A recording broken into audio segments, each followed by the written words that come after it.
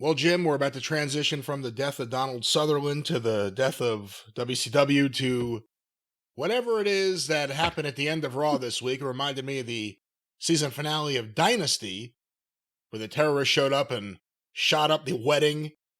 And that was how the season ended. I remember that. Yeah. Like 86 or 87. Yeah, I remember that as a kid. I was like, whoa, what just happened? Well, I had the Dynasty of Champions, That's you right. will recall. But you didn't have Linda Evans, so I don't know how much of a Dynasty of Champions it was. I was trying to get Joan Collins, but her agent was a pain in the ass. But no, that was because Dynasty, along with Dallas, was the big show about the rich people and everything. So since I was a rich kid, I had the Dynasty of Champions for a little while. I don't know if this will be a Dynasty of Raw or not, a Dynasty landmark episode from Corpus Christi. You know, when they showed the aerial shot, they showed the Holiday Inn there on the water, right on the beach, in Corpus Christi. That's where they not only gave the boys a rate, which we found out about when we were in Dallas, but they were still doing it for WCW, years later. But they had wonderful room service. It was always good because Corpus Christi was a rest stop, because normally we were either driving back or we were goddamn, eating at the Hardee's Drive-Thru or some shit next to the La Quinta. But when we went to Corpus Christi, we could actually stay at a Holiday Inn, get the lovely room service brought right to the room, scarf it down. It was a wonderful fucking time. It's on the news right now. It's on the news right now as we're speaking. Corpus Christi or the Holiday Inn? Corpus Christi. Storm surge inundates Texas town. Oh, well, the Holiday Inn used to have great room service. Now, unfortunately, the rooms are all under the bottom of the ocean. Let's spend like a very little time on the opening segment. Seth Franklin Rollins is back with a long sing-along. And then he welcomed them, and then they welcomed him, and then they had more singing. It was 10 minutes into the fucking program, 10 minutes after 8 o'clock, when he basically got started with his interview.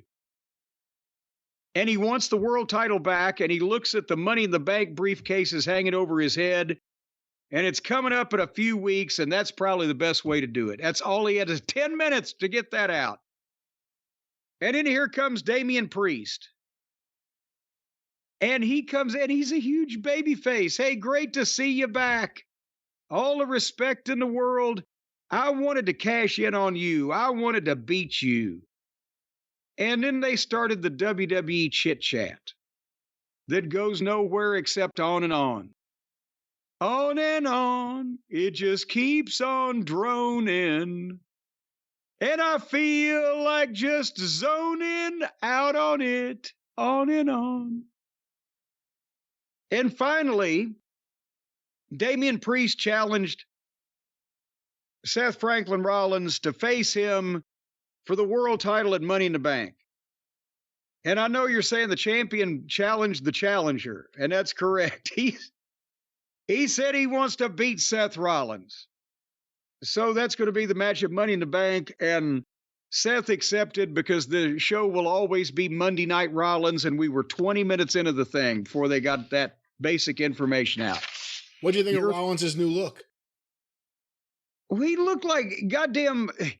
If Mr. Rourke was somehow transported to a fucking Panama convention or something, it was like the leisure suit for Ernest Hemingway down in the Keys somewhere. What was that? Yeah, with a blind barber. I don't know what that was. I will say the one thing I did like, and you probably could have gotten to it a whole lot quicker, is just the idea this is a championship that still needs credibility. It was created out of thin air. Rollins had it. He's coming back. He wants it. He didn't want to lose it in the first place. He's trying to get it back. So I do like that part. It just took a while. Took a long. Priest isn't connecting with me on the mic right now. That's, it. I hate to say it because they're doing what we wanted them to do, which is make him more credible as a singles guy. But is it he just hasn't got comfortable yet to do his own thing, or is this his own thing? I don't know. Maybe they're telling him to say many of these things. However, then we got Chad Gable against Braun Strowman, and Braun Strowman to the uninformed. Whatever. This was the first match. The bell rang 29 minutes into the show, and they went a minute and a half to the break. What'd you think of them booking this? The biggest guy there versus, one of the smaller guys on the main roster, height-wise at least. I don't know. It seems like they want to make Gable more serious, and then they beat him in minutes with a power slam with this guy, which,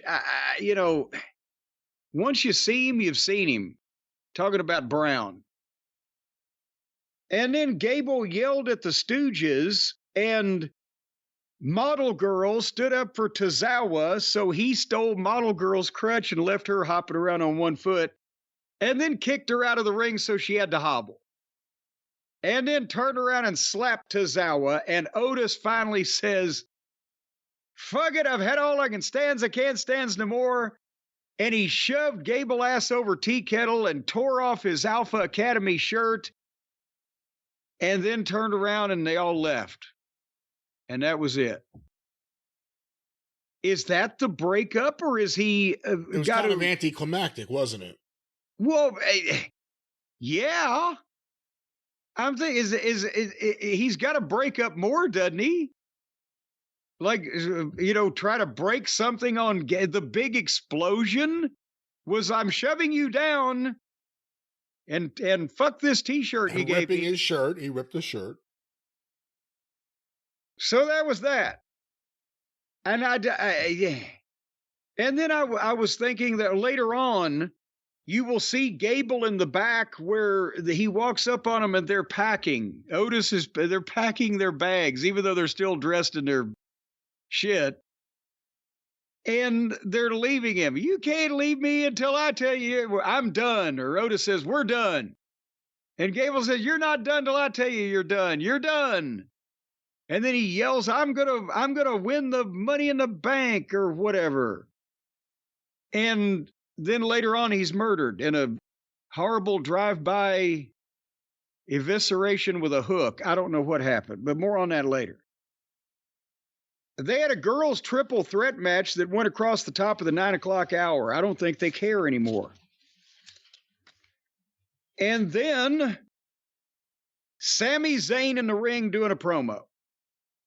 And he's the Intercontinental Champion. And he talked for a while, and I didn't particularly listen. But then here came Braun Breaker. And now I'm watching. And they did the fucking promo. Braun, "Sammy, you're next. I'm taking the Intercontinental title." And Sammy starts to respond, and here comes Sheamus.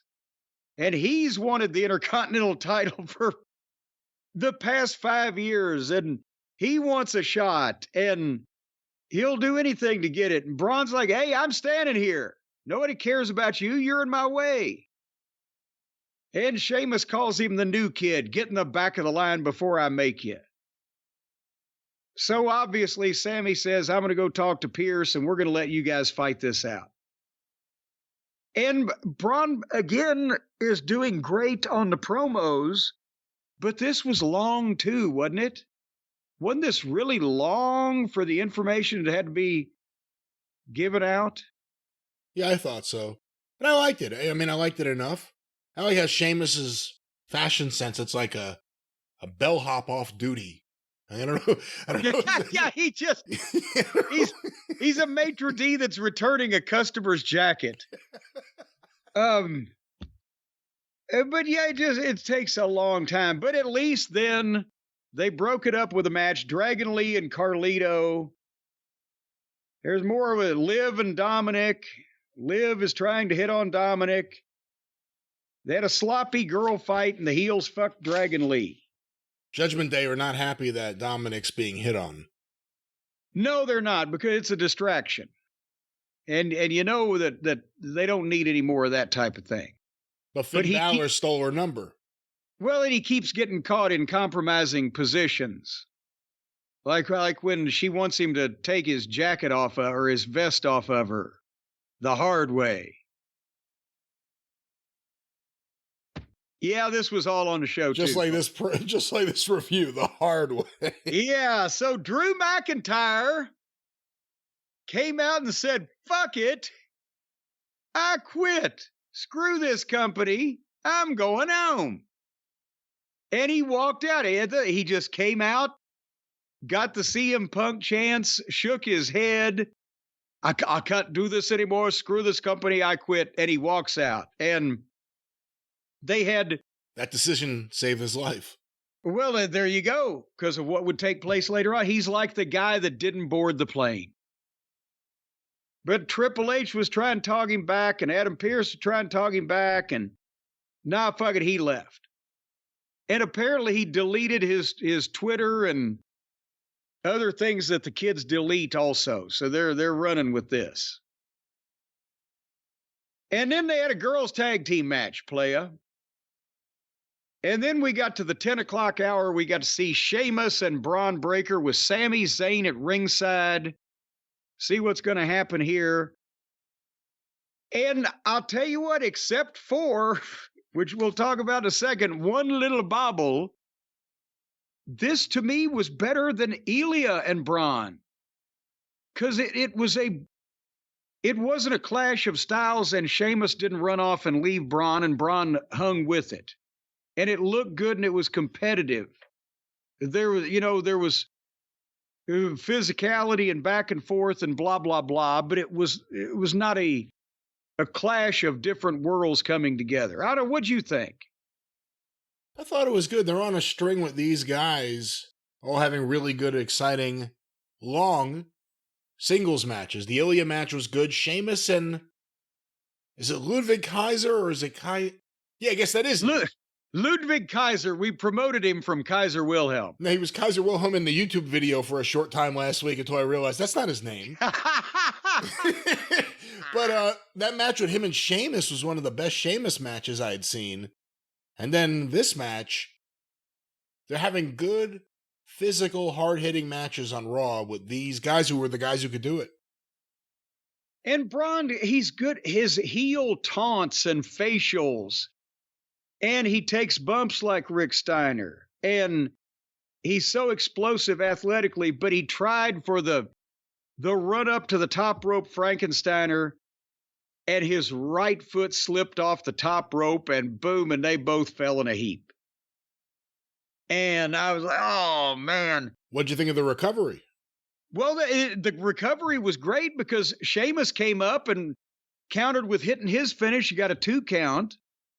And then gave him a bit, and they got right back into it. And you could tell when he popped up that Braun was like, oh, fuck, I did not do that. But his right foot, if you go back and watch the replay, was 3 inches too far forward. So there it was.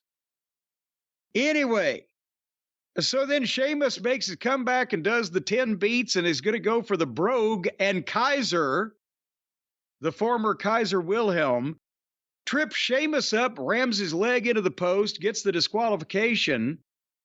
But then Sheamus comes back and beats up Kaiser. But he turns into a spear from Braun on the floor. And then Braun is leaving. And the agents and the referees are out there. And Kaiser, they're trying to get him out there. And he goes like he did before, where he runs all the way around the ring and does the kick on the guy. But Braun went the other way and timed it perfectly so that when Kaiser came around one way, he was coming the other way, and he speared Kaiser. And Michael Cole screams, interception! And then he shoves Sammy, and the referees separate him, and blah. So that was the highlight for me of the program.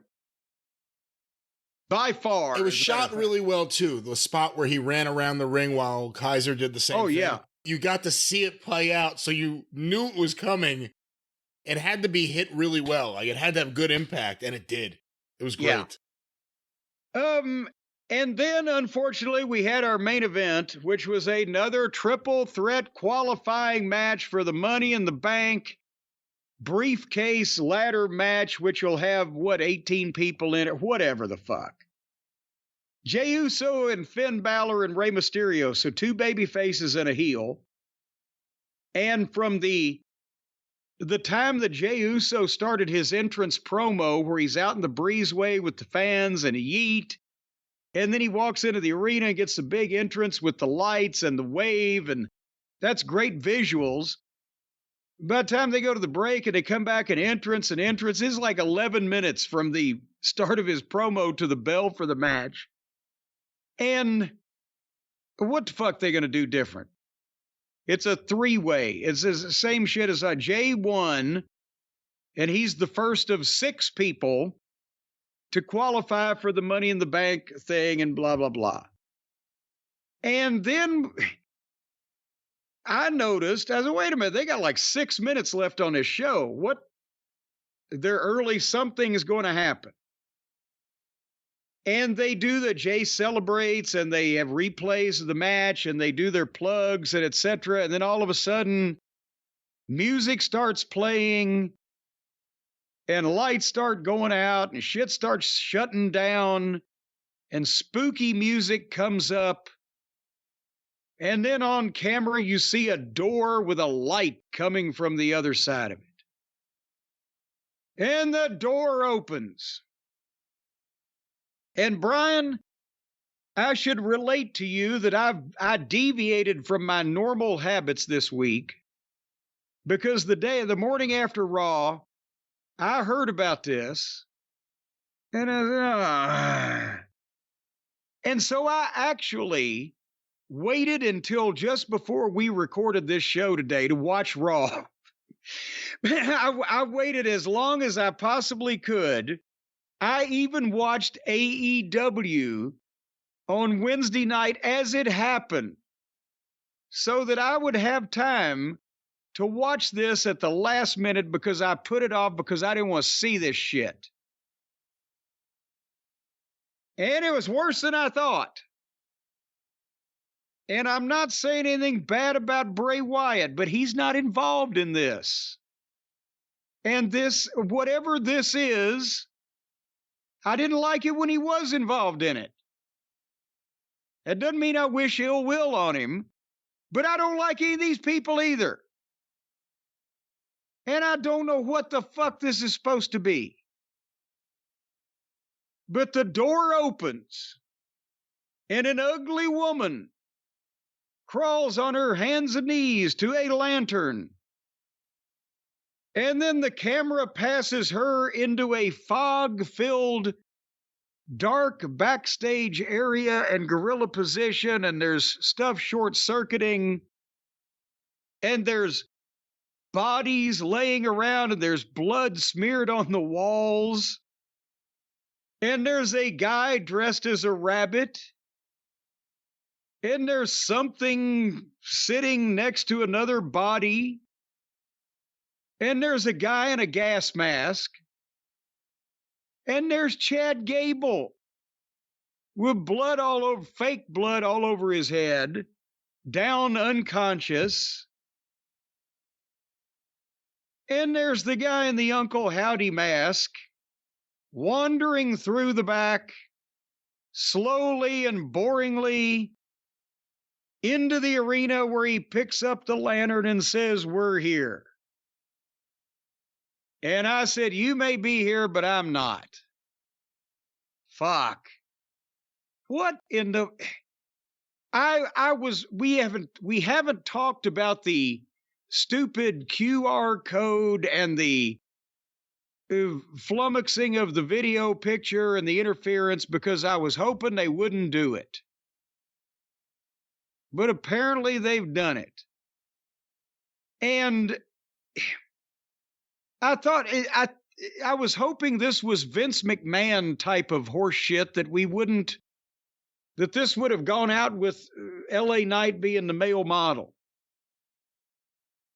But they're going to do this too. The new owners, the Paul Levesque era.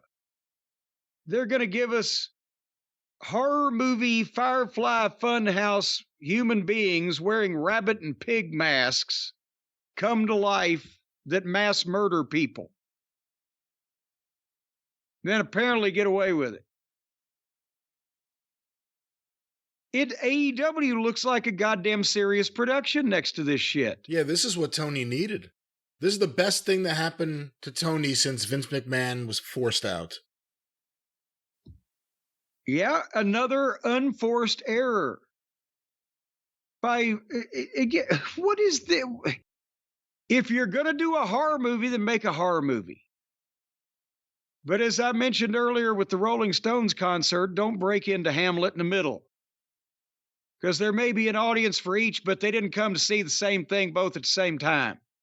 To me, the real story is what is clearly the most fearless cameraman in history. Well, he knew what was good for him. He just walked along and shot everything, and if he hadn't have, they would have taken that disemboweling hook to him too. This is completely preposterous. It's phony bullshit.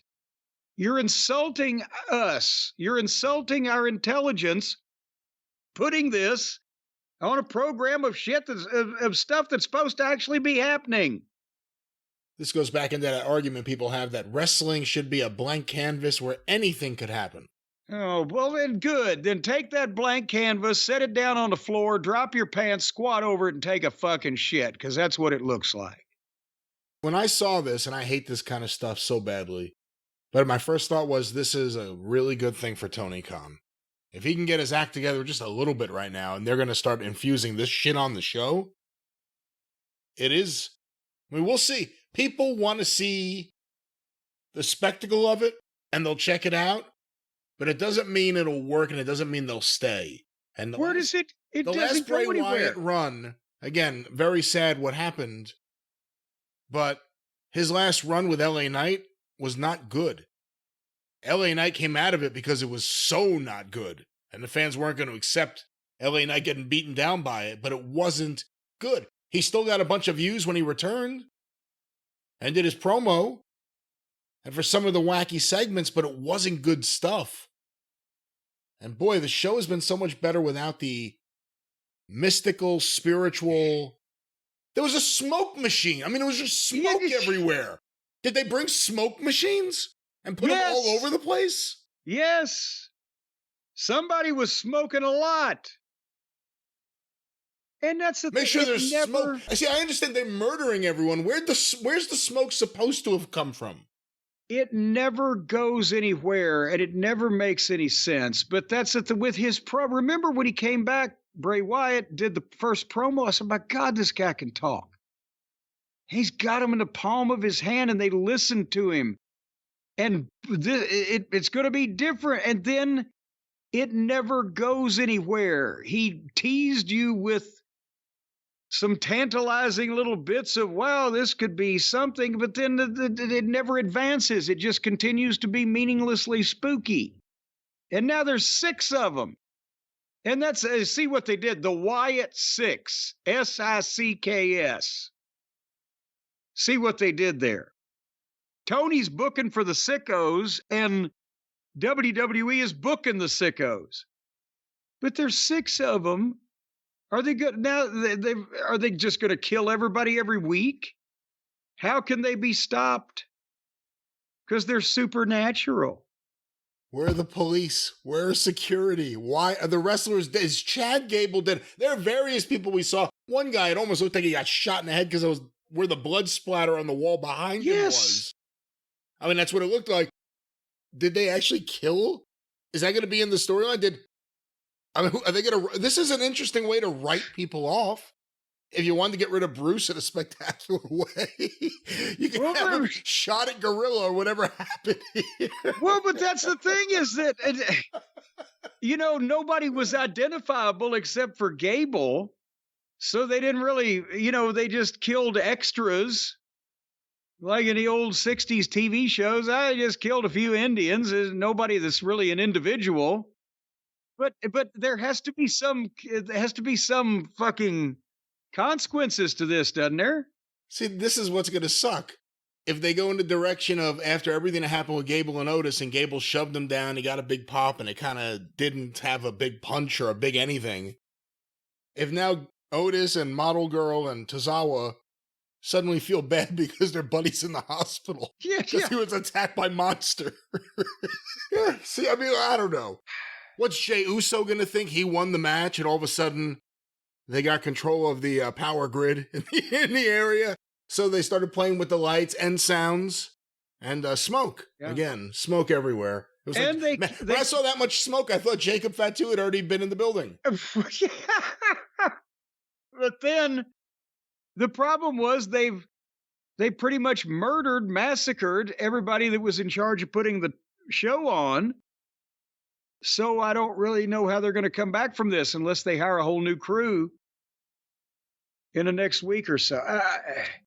I thought we were done with this Uncle Howdy stuff a couple years ago. I thought so much. I really hoped so badly. It's embarrassing. Nobody can. Can't you guys kill people on NXT? Can't we just have like a designated kill zone? Like, leave that shit off the main roster stuff. What? You're working with TNA now. Go kill whoever you want. Just go wild in TNA, but come on. Vince used to talk about, we don't want to insult people's intelligence, pal. Insult the fans. Well, you're insulting our intelligence now. Nobody could ever possibly believe this shit. And one of the biggest problems with Bray Wyatt, even to some people who really liked it, was that he was invulnerable. You couldn't do anything to hurt him or keep him down, or you could burn him alive. He came back. Yeah. The only thing that doesn't come back is the babyface's career. Well, that was it, but at least it was a one-on-one situation. One at a time, babyfaces got destroyed. There's 6 of these fucking people. Yes. And who knows if they have puppets? And the puppets are even meaner than they are. So, yeah, I mean, they've made such great strides in trying to be more professional and just come off as a program that you would not be looked at as stupid to watch.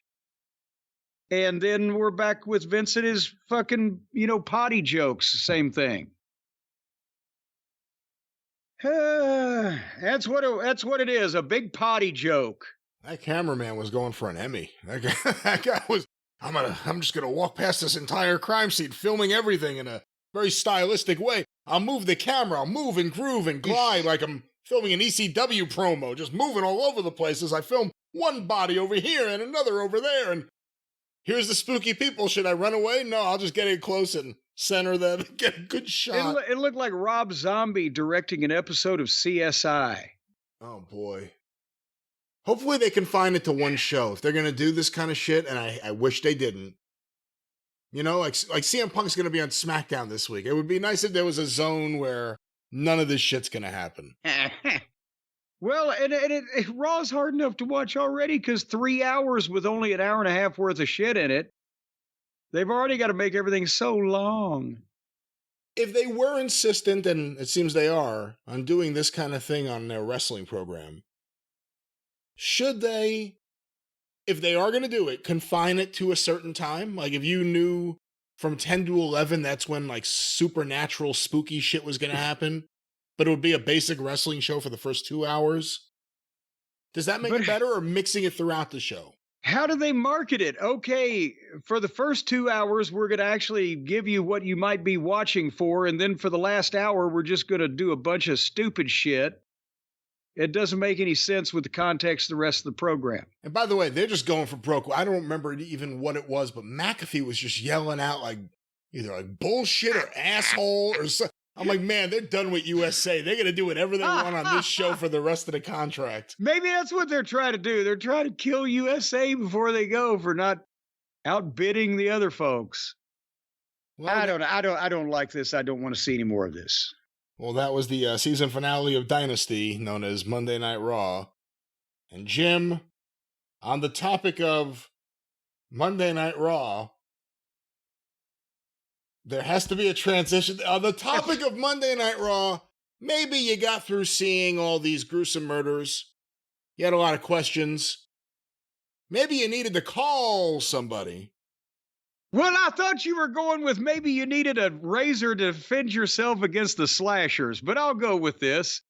Folks, if you are ever... You could hide it in your hair like coffee. Yes. And if you are ever backstage at a major television production when suddenly and for no reason a band of mutants begins slaughtering everyone producing the program, you're going to need a way to call for help.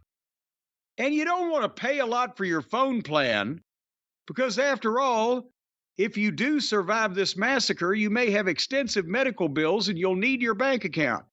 So I've got a way that you can only pay $15 a month and still have a telephone that you can call for help and text for help, and you get the unlimited high-speed data. You could even ask it for how to be helped, and it will answer you like the young folks do with their phone.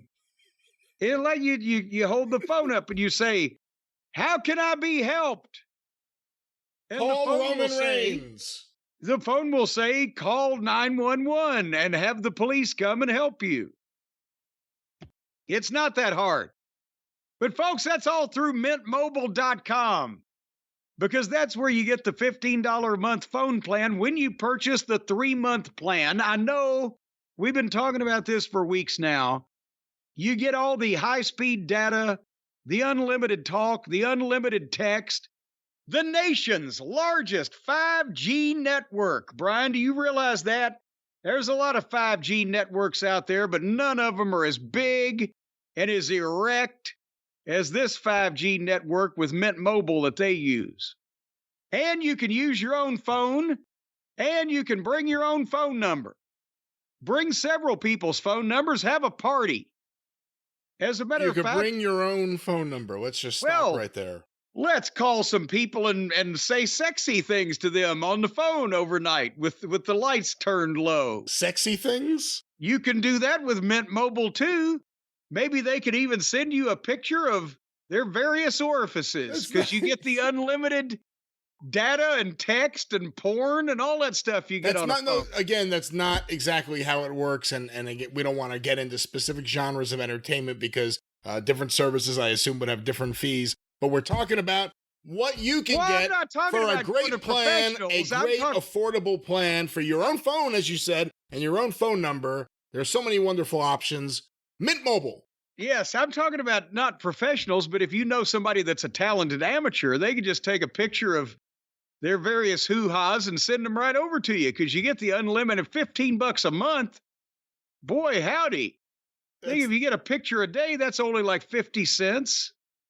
For, I don't think that's how it works. And we're talking unlimited data, not unlimited hoo-ha. And we're talking about a great phone plan with Mint Mobile. But you can take pictures with a phone and send them to other people with another phone, can't you? Right, but we suggest unlimited talk and text and data. If solicited, we suggest that you don't send unsolicited nude photos to anyone using any data that is free or otherwise. Well, not unsolicited. I think you ought to just send them to break the ice. Make them. I send one to everybody you know. Bad idea. And then the chances are greater that somebody would write back and say, "Hey, I like that. Send me some more." The chances are greater that you will lose all your friends. Don't do any of this. Well, just don't, not any of your friends that have their own, but anyone.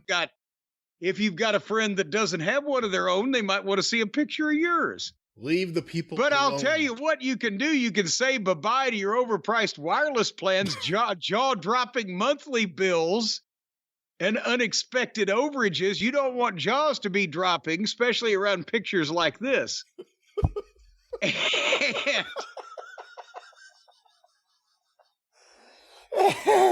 So now you can cut your wireless bill to $15 a month at mintmobile.com/JCE. That's when you get that 3-month plan, because of course $45 upfront payment required is equivalent to 3 months at $15 a month. This is simple mathematics. Everybody can do it. And you get new customers on the first 3-month plan only. Speed slower above 40 GB on the unlimited plan. Additional taxes, fees, and restrictions may apply depending on your parole and probation status. See Mint Mobile for all the details. But $15 a month for pictures of naughty time. Or phone calls to Nana. You never know. Again, most people. My Nana? Are you calling my Nana on the phone? I'm going to send her photos. I'm not going to call her. It's the modern day. No, we're not going to be calling anyone's nanas. You may want to call your own nana. Or you may want to do things that don't involve dirty photos. There are plenty of options that don't involve dirty photos. I didn't say anything about dirty. They're tastefully done. Well, Mint Mobile. There was a pink parasol right in front of. Mint Mobile tastefully will help you one more time. One more time, Jim, what's that promo code? Mintmobile.com/JCE, $15 a month for all these services.